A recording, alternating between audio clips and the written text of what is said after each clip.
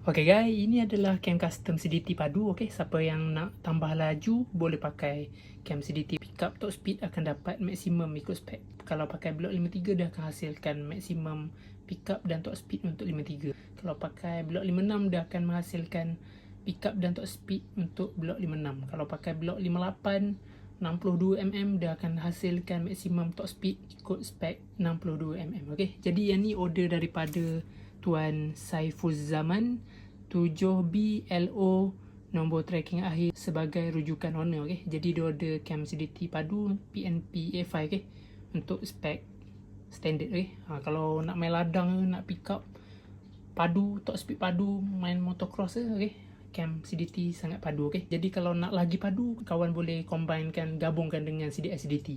Pakai dua barang ni, engine standard pakai sedap lah. Okay, cam CDT dengan CDI CDT, pakai dua barang ni sedap lah untuk kita respon tu lebih power. Nak memotong ke kan, engine standard tu lebih bertenaga. Jadi jika berminat untuk order, kawan-kawan boleh WhatsApp nombor cam CDT di bawah.